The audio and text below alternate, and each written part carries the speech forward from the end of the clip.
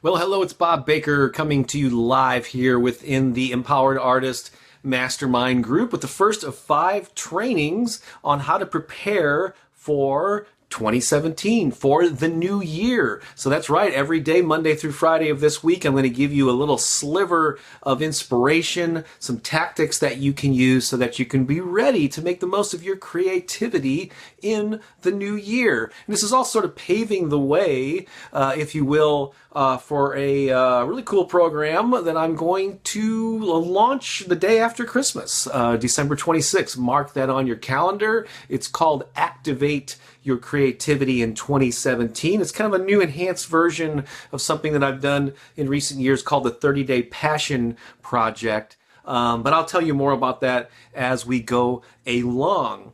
And so if you're part of this mastermind group or you're watching this, there's a good chance that you already know a little bit about my story. You know that I'm an author and make a living in the arts and all of that good stuff. And, and I don't know if you know a whole lot about my background, but I didn't come from, I didn't have the most advantageous start, perhaps, in life. I was raised by a single mom in the 1960s, very loving parent, awesome mother, but she worked for a non-profit for most of her life. So I grew up I didn't have any entrepreneurial role models in my life. However, for some reason, there was something within me that was drawn to creativity, that was drawn to music and the arts and the written word.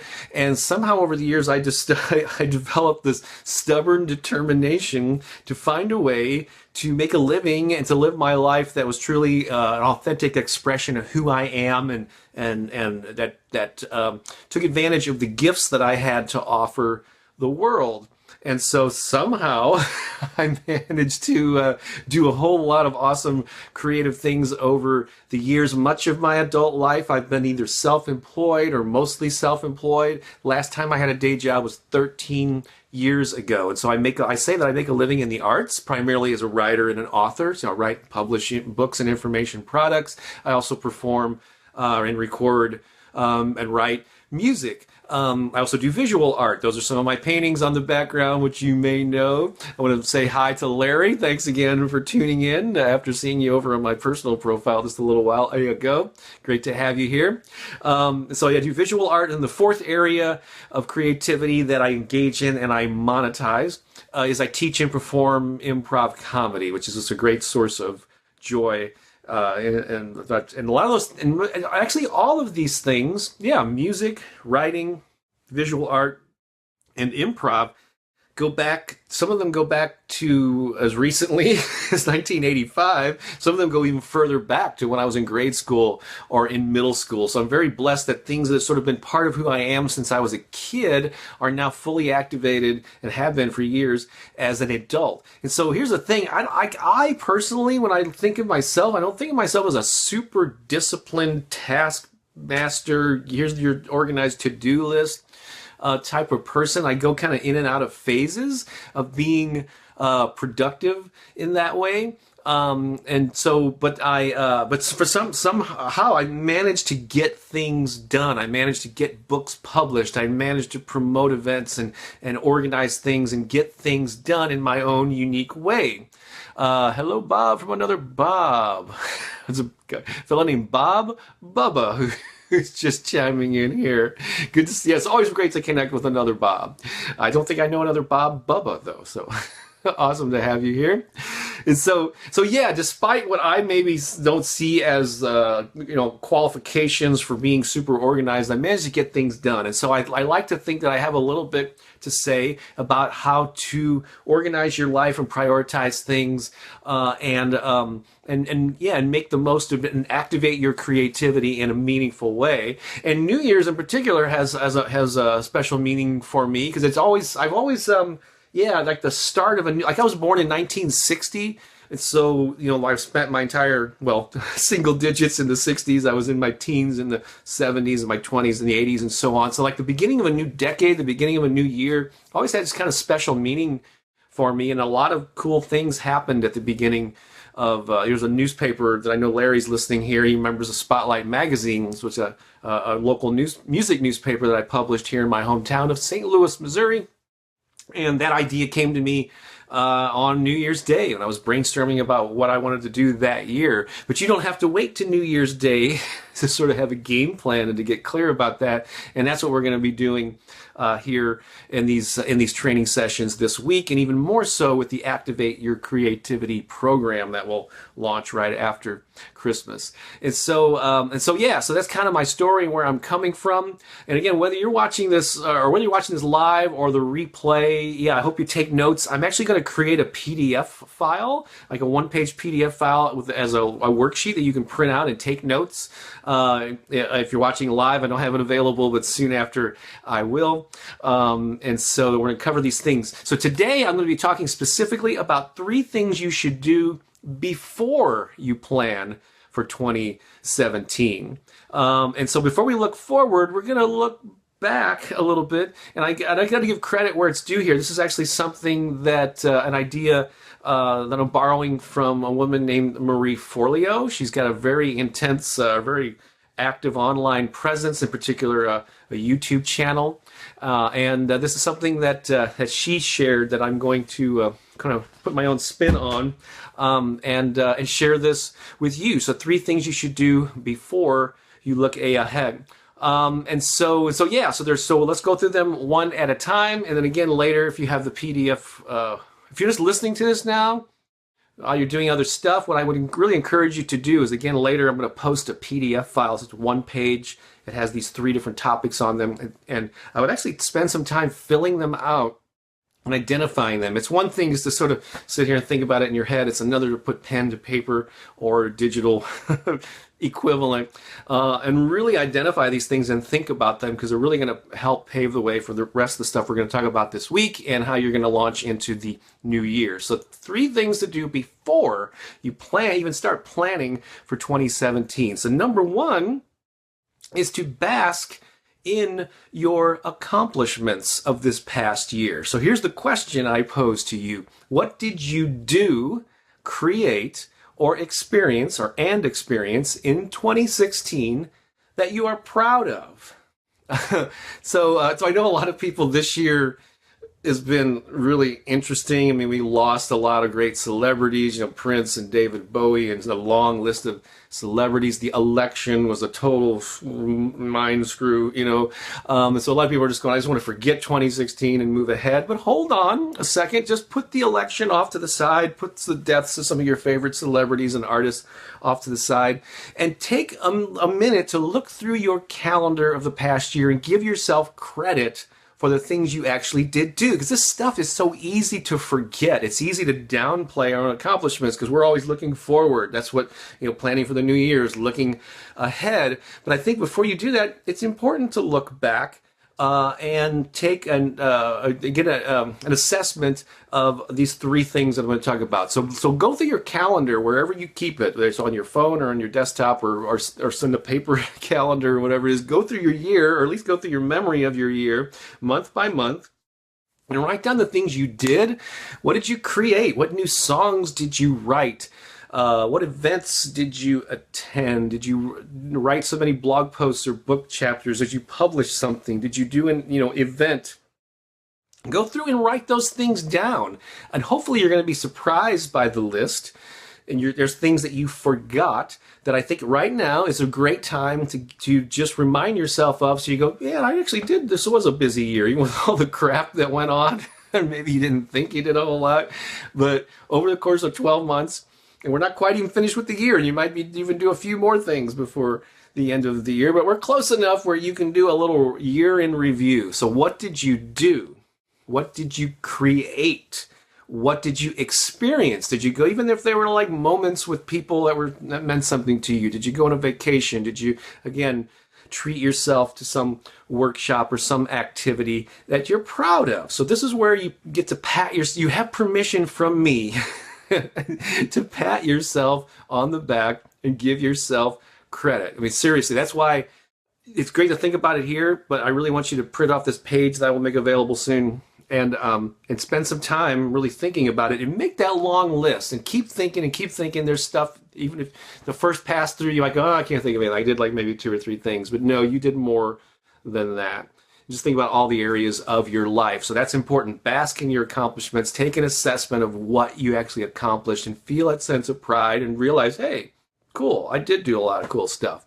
All right, that's one. Number 2 is, on the flip side of that, is what mistakes did you make and what lessons did you learn this past year that you can leverage, okay? So this isn't about beating yourself up about things that you feel that you screwed up. The thing is to identify those things where you think you fell short, or maybe you planned a certain type of event, you had high expectations and it didn't quite pan out. Whatever you want to call them, mistakes, I don't like the word failure. What are the results that you got that were probably different from your expectations or fell short of your expectations, or things that you did, you made poor decisions? So go ahead and list those, but don't just list them to feel down about yourself. List them along with the lessons that you learned and the lessons that you learned that you can leverage. So within every mistake, within every screw up is the seed of an opportunity to grow from it. And I know that's a great slogan. It's on bumper stickers. You can stick it on your wall, but it is true. And so take a little time to look through your year and just identify those things where you fell short or you're not so proud of. But to take the next 2 steps, what's the mistake or what's the lesson that you learned, and how can you leverage that? Meaning take that mistake and turn it into an opportunity in the new year. Okay, so that's really important. Got it? Cool. Number 3, what are you willing to let go of? Now, this is a big, all-encompassing topic. So let me just give you sort of a laundry list of things that you can include on this list. What are you, so, a lot of times, I've said this before, it's a good opportunity to re-emphasize it, is that a lot of times when people pursue self-improvements, personal development, when they're setting goals, they think that success is all about adding something new, right? It's like, I'm missing something. I got a missing piece. That's why I'm not where I want to be. And so they always think that they need to add something. And yes, it's great to educate yourself and add new tools and ideas and all this good stuff. However, equally important, and maybe even more important, is getting rid of the crap that doesn't serve you, which create internal and external obstacles to your forward motion, okay? And so this is what this is all about. What can, a lot of times success is just cleaning up the windshield so you have more clarity and less baggage that you're pulling along as you do move forward. So what are you willing to let go of? What do I mean by that? These can be actual physical things. Is there like crap in your house or in your office? I mean, let's talk about me not being perfect. Thank God I'm like zeroing in on this part of my home office, because if you saw the rest of the room, it would not be a pretty sight. So there's definitely some things I could let go of. And so other things, there's like old equipment, just things that you're hanging on to that you could clear your space, and just also it would help you mentally to open up. How about projects that you've been working on that really aren't in alignment with who you are? How about old goals? Maybe you've had on this back burner this thing like 5 years ago, I decided that I wanted to do X, and I haven't gotten around to it. You keep it on the back burner set of your to-do list. You just never get around to it, so it's like weighing on you. I'm such a failure. I haven't done that thing. Well, this is a good time to ask yourself, is that really something that still matters to me? Does it still need to be a goal that you're not getting around to? Or maybe you can admit that, it's really not right for me right now. I'm going to remove it from my list so that I'm clearer to focus my energy on what really matters. How about commitments that you've made? They could be relationships too, with a bandmate or a partner of some kind, where it's just not a productive thing, or maybe, yeah. And so, like I said, this takes many forms, but what are you willing to let go of? And here's a big one. It's probably the one I want to emphasize most. So we talk about things, projects, old goals, commitments, relationships that no longer serve you. But how about the bogus internal stories that you tell yourself about who you are and what you, so this is probably the biggest one. If you were to let go of anything, think about the stories that you tell yourself, often unconsciously, about why you're not making progress.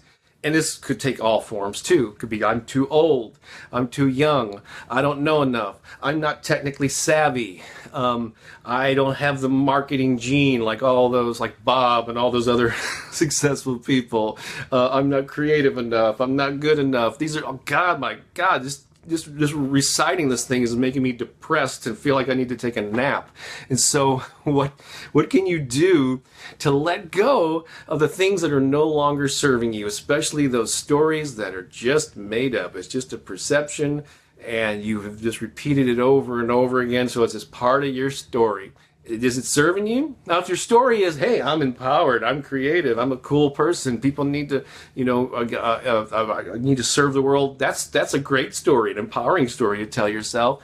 But many of the stories that we all carry around don't do that. So what are you willing to let go of? Again, I'm going to, I think as soon as I finish this broadcast, I'm going to create that PDF and post it here in the group. And then wherever else if I happen to post this externally on my website, I'll also include a link to the PDF there. But I really encourage you to make it one page, and we'll have each of those 3 questions and topics printed out there. And just fill them in and take a little time to really dive into this stuff, because it's important work. You know, you showing up and sharing your gifts in the world is not a lighthearted matter. It's important to you. It's important to the people that you could potentially serve. And by holding yourself back, you're not only denying yourself the satisfaction of getting your creativity out in the world, but even worse, you're denying the benefit that you could deliver to people who would really enjoy what you have to offer, and maybe even make a profound impact on their life. And so, once again, 3 things you should do before you plan for 2017. 1 is bask in your accomplishments. Go through and make a list of what did you do, create, or experience in 2016 that you are proud of, and go through the calendar and just get a complete full list and keep thinking. If you think you run out of ideas, let's see. Hi to Steve Pedersen. Thank you, sir, for chiming in. Number 2 is, what mistakes did you make and what lessons did you learn that you can then leverage and learn from and do better next year? And then 3, what are you willing to let go of? What are the things, the old garbage, junk filling up space in your house or your office? What are the projects, goals, and commitments? Even some of the relationships that you have, what can you let go of? And most importantly, what's those internal stories that you tell yourself that do not serve you and do not serve the world? Those are the 3 things that I encourage you to do before we even look ahead to the new year. I hope that's helpful. Thanks so much for watching. Again, mark the date, the day after Christmas. Yes, you'll be having a holiday hangover. But that's why I'm going to open the doors to the Activate Your Creativity in 2017 program. A lot of awesome moving parts to that I will be telling you in the days and weeks ahead. So just note that.